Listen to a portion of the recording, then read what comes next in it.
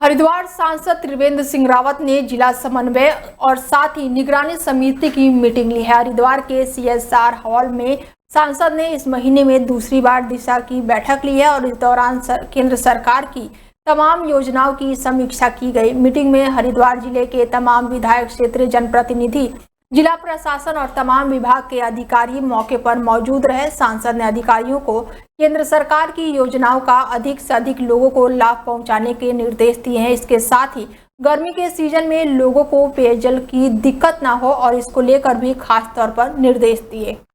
समीक्षा बैठकें होती हैं और भारत सरकार की जो भी योजनाएं वो इसमें सम्मिलित होती हैं, जो लगभग 5 दर्जन से अधिक है।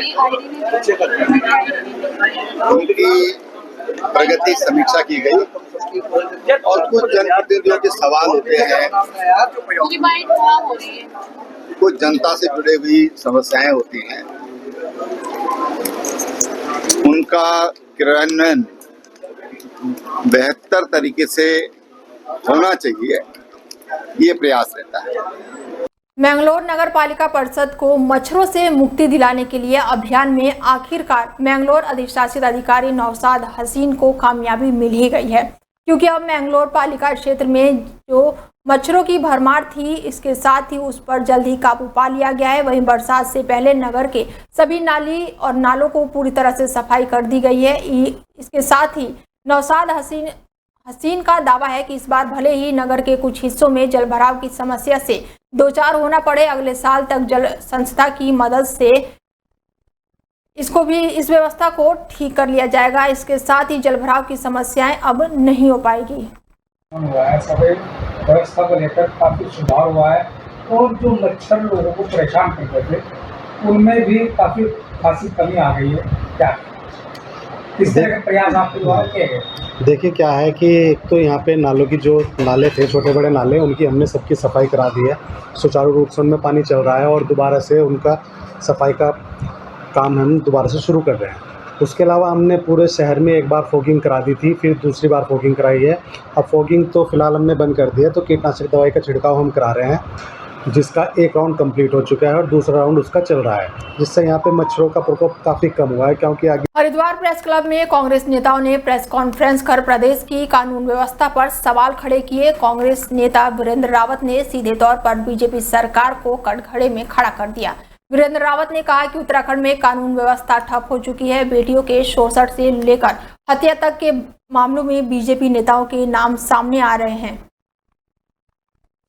प्रधानमंत्री जी का एक नारा है, बेटी पढ़ाओ बेटी बचाओ, और मुझे लगता है कि बेटियों को भाजपा से बचाने की जरूरत है। आज आप देखिए, चाहे उत्तर प्रदेश को लीजिए, चाहे उत्तराखंड को लीजिए, पिछले दिनों कई भाजपा के नेता जो है हमारी बेटियों के शोषण में लिप्त रहे। चाहे सल्ट की घटना हो, चाहे यहाँ सांतरशाह की घटना हो, वहां पर जो रुड़की नगर निगम द्वारा हाउस टैक्स में 20% की बढ़ोतरी और निगम में बढ़ते भ्रष्टाचार को लेकर रुड़की महानगर के कांग्रेस अध्यक्ष राजेंद्र चौधरी ने धरना देकर भ्रष्टाचार खत्म करने की बात कहते हुए कहा कि जब तक नगर निगम की मेयर बढ़े हुए टैक्स वापस नहीं लेती, तब तक उनका धरना जारी रहेगा। और इस मौके पर पिरान कलेर से कांग्रेस के विधायक हाजी फुरकान सहित तमाम कांग्रेस नेता मौके पर मौजूद रहे। जो हमारे महानगर अध्यक्ष चौधरी राजेंद्र सिंह जी के यहाँ पर, क्योंकि जो यहाँ पर बार बार बढ़ोतरी की जा रही है, अभी चाहे हाउस टैक्स की बढ़ोतरी हो, चाहे बिजली की बढ़ोतरी हो, चाहे कुछ भी हो, तो इस तरह का बार बार बढ़ोतरी की जा रही है। जो हमारे नगर निगम में जो नए क्षेत्र जुड़े थे, उनमें शासन आदेश है कि 10 साल तक कोई भी टैक्स नहीं लगना, उन पर भी टैक्स होगा जा रहा है। और जो अभी जो नगर निगम की मीटिंग हुई थी, उसमें सब पार्षदों, मैंने भी रखा था प्रस्ताव कि प्यारे नालों की सफाई होनी चाहिए, क्योंकि बरसात आने वाली है। हमारे रामपुर चुंगी, आप सबको मालूम है कि वहाँ पर कितना पानी बढ़ता है। उसमें एक पुलिया बनी थी जो ईदगाह की तरफ जाती है और नगर निगम क्षेत्र, उसमें मैंने बोर्ड की मीटिंग में प्रस्ताव रखा था कि उसकी जांच करी जाओ। जो उसमें जब पुलिया बनी, उसमें जो सेटरिंग था वो जुगा को छोड़ दिया गया। अगर वो सेटरिंग बाहर निकल जाए तो पानी का भरो वहाँ पर नहीं होने का, तो इसलिए नगर निगम लापरवाही कर रही है। उसके विरोध में यहाँ पर भ्रष्टाचार के भी कुछ आरोप लगे हैं। अब भ्रष्टाचार तो आपको मालूम है कि इस सरकार में भ्रष्टाचार के अलावा कुछ नहीं हो रहा। त्याग दिए तो ऐसे निकम्मे सरकार को हमारे रुड़की के विधायक कुछ नहीं कर रही। ये जो मेयर है सामना जो है 100 दिन का समय दिया था, आज इन्हें जो है 200 दिन होने जा रहे हैं, 150 दिन। इन्होंने कोई जो है इसमें इम्प्रूवमेंट नहीं करा।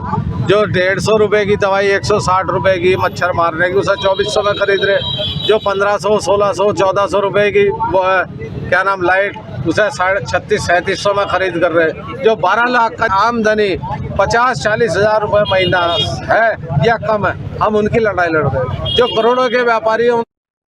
खबर उधम सिंह नगर के सीमांतर खटीमा से है, जहां पर लोहिया हेड विद्युत गृह में आपदा मॉक ड्रिल का आयोजन किया गया और इस दौरान आपदा प्रबंधन के द्वारा मॉक ड्रिल में 8 घायलों को रेस्क्यू किया गया। 8 में से 2 घायलों को हेली सेवा द्वारा Rishikesh AIIMS higher centre refer किया गया। इसके साथ ही 6 लोगों को साधारण उपचार के पश्चात घर भेज दिया गया। आपको बता दें कि इस मॉक ड्रिल का मुख्य उद्देश्य आने वाले आपदाओं से सभी विभागों को एकजुट होकर निपटने के लिए कराया गया। साथ ही इस मॉक ड्रिल के दौरान एनडीआरएफ, एसडीआरएफ और साथ ही वन विभाग मौके पर मौजूद रहे। जैसा कि जिला स्तर पर तय हुआ था, जिलाधिकारी महोदय और एसपी साहब महोदय के द्वारा तय किया गया था कि हम एक विशेष प्रकार का मॉक ड्रिल यहाँ पर करेंगे, जिसमें हाइपोथेटिकली एयर अटैक को ध्यान में रखते हुए मॉक ड्रिल की गई लोहिया हेड खटीमा में।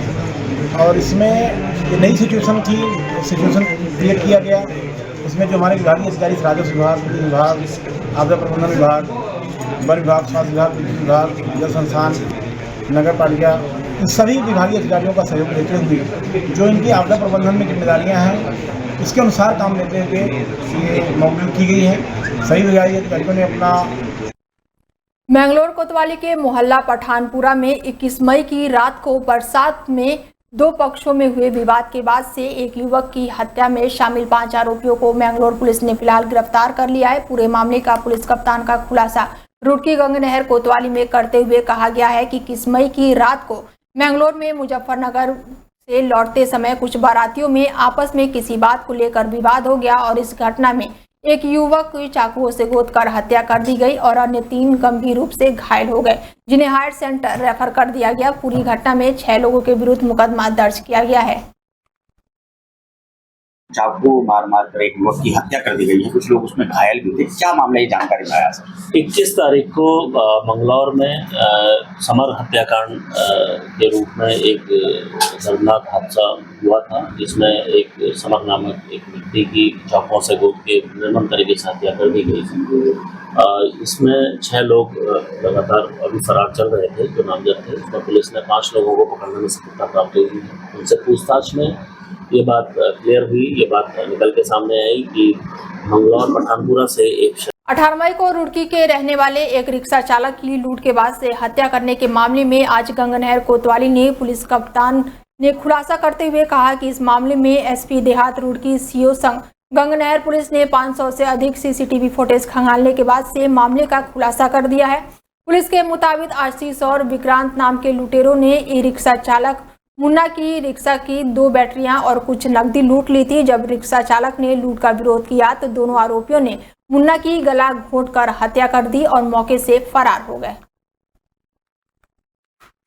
जनपद में 4 धाम यात्रा चरम पर चल रही है। दोनों धामों में अभी तक हजारों यात्रियों ने मां यमुना और गंगा के दर्शन कर लिए हैं। गंगोत्री धाम में गंगा स्नान घाटों में एक दिन में हजारों श्रद्धालुओं द्वारा आस्था से मां गंगा में डुबकी लगाई जा रही है। इसके साथ ही गंगा जी में श्रद्धा भाव से चुनरी, साड़ी, नारियल आदि वस्तुओं को मां गंगा में समर्पित कर देते हैं। गंगा घाटों पर गंदगी का अंबार लग गया है। किस प्रकार के गंगा के किनारे श्रद्धालु स्नान कर ठीक से स्नान नहीं कर पा रहे हैं और इसके साथ ही आगे धोती साड़ी को गंगा जी में वो बहा देते हैं। कूड़ा करकट को संज्ञान में लेते हुए गंगोत्री धाम में नगर पंचायत द्वारा स्वच्छता अभियान अब चलाया जा रहा है। नगर पंचायत ने एक नया अभियान भी जारी किया है। देश विदेश के यात्री आस्था का भाव रखते हुए गंगा जी में साड़ी, चुनरी आदि वस्तुओं को अर्पित कर देते हैं, जिससे गंगा नदी प्रदूषित हो जाती है। इस समस्या को देखते हुए नगर पंचायत ने गंगा की सफाई के साथ साथ उनको एकत्रित करके कैरी बैग बनाना आदि की मुहिम चलाई है, जिससे गंगा नदी की स्वच्छता बनी रहेगी।